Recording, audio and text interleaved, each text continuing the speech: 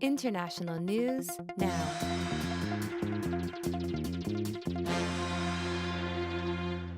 Okay, so now we want to talk about President Trump's new flirtation with a trade agreement called the Trans-Pacific Partnership, or TPP.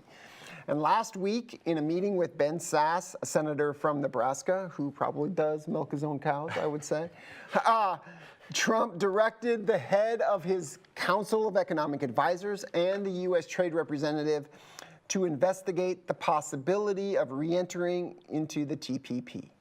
And we're going to talk more about this because this announcement was surprising. I was like, oh, you've got to be kidding me. But I'm going to save that. And why was this so surprising? Since it suggested that Trump isn't really that serious about this possibility because of his previous statements. He campaigned and won the presidency based partly on his opposition to globalization and the TPP more specifically. Moreover, he formally withdrew the United States from the TPP in January of 2017 to some fanfare. I mean, he was pretty proud of that. So why the apparent change in policy? And was he really serious about getting back in the TPP? The short answer is we don't know. However, this episode is interesting and deserves some attention because it highlights some of the political risks associated with engineering the significant changes to American trade policy that President Trump has promised, essentially reversing the American support for free trade that has been pretty robust since 1945. Trump's kind of broad campaign against this shows a little bit of a crack here in his entertainment of re-entering the TPP. So just as President Trump has sought to pressure China to reduce its trade deficit with the United States, China has threatened to respond by increasing its tariffs on American agricultural exports. And this was significant in this announcement last Thursday that followed Trump's meeting with the senator from a major agricultural state, Nebraska. I know a little bit about that state. Ben Sasse, he represents a domestic group, farmers, that benefit from globalization. We export a lot of agricultural products. And consequently, because of this emerging trade war, these groups in Nebraska are pressuring Sasse to pressure Trump to either preserve agricultural trade with China, somehow unravel this trade war, or find an alternative market for their exports. And so one possible explanation for this, refocus on the TPP is that countries within the TPP might be one opportunity to find that alternative market for the exports of agricultural products that might be lost in a trade war with China. Now, this episode also tells us something about the emerging economic and strategic rivalry between China and the United States. Trump escalated his public spat with China on Monday by accusing them of currency manipulation. You will get some of the background on that controversy in your pre-class modules for Thursday. But we want to point out in this segment the strategic significance of the TPP for this emerging strategic rivalry. The U.S. negotiated the TPP as a device to reduce China's economic influence in East Asia. President Trump lost that source of power and leverage relative to China when he withdrew from this pact last January. So perhaps his escalation of the trade conflict with China is now pushing him to rethink that prior decision that doesn't look nearly as beneficial now that they need, or the United States may need, more different markets outside of China. So let's continue this discussion with a bit of background then on the TPP. Reached by 12 countries in October of 2015. The signatories include the United States, Canada, Mexico, Chile, Peru, Australia, New Zealand, Brunei, Japan, Malaysia, Singapore, and Vietnam. President Obama sought to secure congressional approval for the TPP over the course of 2016. However, there was a presidential election campaign going on, and as candidates' positions hardened against the trade pact over the course of the campaign, Congress became increasingly unwilling to have a formal vote on the pact. Now remember, it wasn't just Donald Trump who was campaigning against the TPP, but both Hillary Clinton and Bernie Sanders came out against it as well.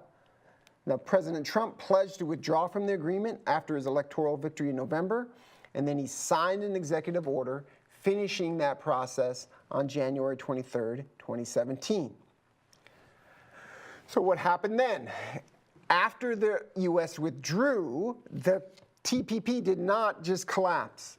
The remaining countries completed a new trade agreement in January of 2018.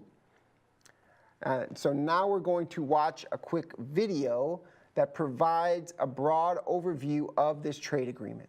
Now, it's a little old. It's produced back in 2015. However, it highlights the principal components of the trade pact and the controversies that it activated and some of the benefits that it was supposedly going to have.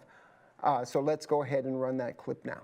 We're going to take a look at the Trans-Pacific Partnership, potentially the largest trade deal in history. There are so many little points to negotiate that talks have been ongoing for 10 years. The 12 countries involved are looking to strengthen their economies by linking them together, and they're already pretty strong, accounting for a combined 40% of global GDP. If it all goes into full effect, it'll build on and supersede a network of past trade deals, like the North American Free Trade Agreement between Canada, the United States, and Mexico. Trade between nations will be boosted by eliminating many tariffs and other methods countries often use to protect domestic industries from outside competition. Examples of protected markets are beef and cars in Japan, the dairy and sugar industries in the United States, and state-owned enterprises like Chile's largest copper company and the Vietnamese telecommunications service. Along with eliminating barriers to trade, to create a fair playing field for competing businesses, all countries involved will have to meet certain negotiated standards, like environmental protections that ban trading in endangered species and illegal logging, or enhanced labor standards, like the right to form a union, the abolition of child labor, and banning workplace discrimination. Here, the Obama administration is incentivizing governments to create more responsible social policies in exchange for stronger economic ties with America and some of its closest trading partners. At home, Obama has received pushback from Democrats in Congress concerned the deal would be bad for American workers. They want guarantees the U.S. will enforce rules preventing foreign companies from flooding the U.S. market with goods and services that undercut products made in the good old U.S. of A. Another big criticism is that certain proposed patent and copyright rules in the deal could keep the cost of medicine around the world higher than it should be. Some say the North American agreement negotiated by President Clinton resulted in the loss of hundreds of thousands of American jobs. That may be true, but in the 6 years after NAFTA was enacted, the United States created 2 million jobs each year. So it seems NAFTA helped retool the U.S. economy to produce more higher value goods and services, and that the TTP would continue this trend. And by opening new international markets to service and high-tech businesses in the United States, already a huge source of private job growth in the U.S. economy should see even more expansion. Projections have the TPP increasing American economic output by more than $100 billion a year. But mo money, mo problems. One of the biggest challenges has been to make sure income gains through globalization are spread to all Americans, instead of just going to the top investing class. The elephant in the room in all of this is China, which isn't involved in the talks. That's because one of the main objectives of the deal is to offset the power of China by strengthening North America's connection to several of China's neighbors. And the deal has been crafted in a way to eventually include others, like South Korea, Indonesia, the Philippines, Taiwan, Laos, Colombia, and Thailand. But until then, an initial agreement still must be finalized among the first 12 countries involved, with the legislature of each country needing to pass a vote to accept the TPP's terms and ratify their membership. If successful, trying a transatlantic partnership with the Europeans would follow. Okay, so let me just briefly emphasize a few points about the TPP. The first is its size. It would have influenced or altered trading patterns in 40% of the global economy. Second, this agreement was designed to cut trade barriers and increase trade flows among the 12 participants. It was thus consistent with America's historical support since 1945 for trade liberalization. Third, given Canada's and Mexico's participation in the TPP and that they were already members of NAFTA, the TPP would have done what President Trump wanted it to, which was renegotiate NAFTA. Fourth, the United States was able to secure some concessions that effectively raised labor and environmental standards in other countries. American negotiators argued, for example, that restrictions on unionization in other countries constituted an unfair trading practice that hurt the American worker. Because unions protect the collective bargaining rights of workers, they tend to push wages up, which could in turn make American companies that hire union workers less competitive relative to firms in, say, Vietnam or Malaysia that don't have to hire union workers. So there were provisions in there to protect unions in the United States. Moreover, the United States was also able to secure protections for intellectual property rights within the TPP. When the U.S., and this is, remember, this is something that President Trump has been citing as a source of his trade conflict with China, that Chinese firms don't respect the intellectual property rights of American firms that they trade with. And so IP rights were in the TPP, but when the U.S. left the agreement, the remaining signatories dropped those provisions. It would thus be difficult for the United States to get them reinstated in a renegotiation for the TPP to get American access back in. Now, fifth, political opposition to the TPP in the United States centered on concerns about manufacturing job losses in the U.S. Democratic and Republican officials alike worried that the TPP would enable more American manufacturing firms to relocate their production to Asian countries, which would then have created a wave of factory closures and job losses in the United States. Sixth, I think the GDP gains cited in this video were a little optimistic. I've seen estimates of GDP gains attributable to the TPP that were about half of that, which were forecast in the video. Seventh, the TPP also had some important political goals that have been largely omitted from the domestic political debate in the United States. In particular, this trade agreement specifically omitted China. Consequently, some congressional officials like John McCain, Lindsey Graham, argued that the TPP could help to reduce Chinese political influence in these countries by directing more of their economic activity away from China and toward the United States. Let me add one more political aspect to this.